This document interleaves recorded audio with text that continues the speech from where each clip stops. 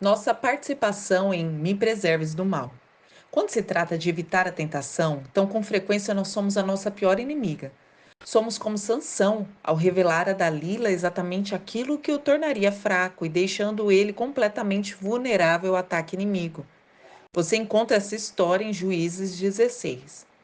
Uma das principais táticas de Satanás é tentar-nos nos pontos em que somos mais fracas. Nossa participação em Me Preserves do Mal, portanto, é reconhecer as áreas em que somos vulneráveis e tomar medidas ativas e preventivas para evitar a tentação. Uma amiga me contou uma história engraçada que ilustra o que eu quero dizer. Uma mulher que estava fazendo dieta pediu para que Deus a mantivesse afastada de todas as sobremesas. Então, numa noite, ela se preparava para ir até a geladeira, onde ela sabia que havia guardado o restante do bolo de aniversário do seu filho. Naquele exato momento, o telefone tocou.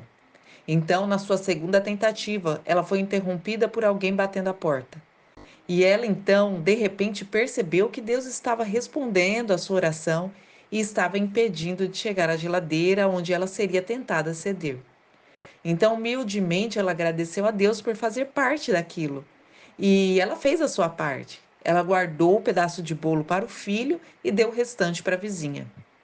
Você está começando a perceber, quando clamamos com sinceridade para que Deus afaste a tentação de nós, Ele vai agir em nosso favor? Ele tem o poder de nos guardar e nos salvar. Mas então nós precisamos fazer tudo o que estiver ao nosso alcance para guardar e evitar a tentação. Podemos cancelar a assinatura de uma revista, de um canal duvidoso, podemos evitar uma loja que já gastamos demais, podemos orar antes de nos encontrar com aquela pessoa que tende a nos aborrecer, ou ainda podemos compartilhar com uma amiga íntima sobre uma área em que somos mais propensas a pecar. Todas essas atitudes são formas de participar quando pedimos que Deus nos preserve do mal.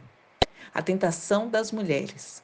Parece relativamente fácil fazer uma lista das categorias de tentação que os homens enfrentam, em especial em relação ao pecado sexual. Porém, quais são os tipos peculiares de tentação que as mulheres enfrentam com mais frequências? Até agora, já citamos o orgulho e a gula como tentações que enfrentamos, assim como os homens também. Mas como é de extrema importância sabermos quais são os nossos pontos fracos. Faz sentido observar quais são as tentações com as que as mulheres tendem a deparar comumente. Há pouco tempo eu fiz uma pergunta a um grupo de mulheres. Eis algumas das respostas. Eu sou tentada a reclamar quando as coisas não acontecem do modo que eu quero e espero, comparar-me com outras mulheres, comprometer-me com aquilo que sei que não é certo, dizer, não dizer a verdade, guardar ressentimento e recusar-me a perdoar, ser crítica com os outros, ter inveja, fazer fofoca, estar insatisfeita com o que tenho, desperdiçar tempo, como passar tempo demais com o celular, assistindo TV, em redes sociais, fantasiar que sou casada com outro homem, distrair-me com livros ou outros meios de comunicação com conteúdo duvidoso, ficar com raiva, perder o controle, deixar com que a TPM te controle, gritar ou ser severa demais com os filhos, não dar atenção devido ao marido e por aí vai. Você concordou com alguma dessas respostas? Algumas dessas tentações, obviamente, devem fazer parte da abordagem Me Preserves do Mal, que nós vimos anteriormente. Não compre doces para que não seja tentado a comê-la. Não compre livros inadequados ou passe por situações inadequadas. Em vez disso, tenha em mãos boas alternativas. Então, observe que muitas dessas tentações nos pegam desprevenidas. Em parte, isso acontece porque se referem a coisas invisíveis e intangíveis, cuja aproximação nem sempre percebemos, como sentimos atitudes e problemas de relacionamento, por exemplo. Isso não nos surpreende, pois, como mulheres, nós somos preparadas para lidar com os aspectos emocionais e relacionais. Pense nisso. Se você pedir a um homem que faça uma lista das suas tentações, você vai ver que muitas delas se iniciam externamente. Se você pedir a uma mulher que faça a mesma lista, então provavelmente começará pelos sentimentos: raiva, ressentimento, inveja. E possível que mencione também a dinâmica dos relacionamentos, respeitar o chefe, ser submissa ao marido e por aí vai. Compreender melhor a natureza das tentações nos ajuda a manter atitudes para evitá-las. Pode ser que precisemos, por exemplo, tomar certas precauções quando estamos cansadas ou emocionalmente fragilizadas. Ou talvez tenhamos que perceber que precisamos trabalhar em um relacionamento a fim de evitar a tentação recorrente de pecar pela raiva.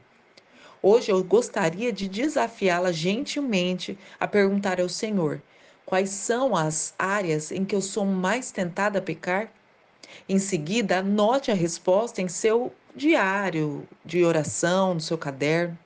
Observe quantas de suas respostas estão relacionadas às suas atitudes, pensamentos e reações em relação aos outros. Peça a Deus que a preserve dessas tentações. Peça que mostre como você pode manter-se afastada delas. Depois siga o conselho de Tiago. Sujeite-vos, portanto, a Deus. Resista ao diabo e ele fugirá de vós. Tiago 4:7. Decisões vitoriosas. Até aqui nós falamos sobre os desvios que podemos usar para evitar a tentação.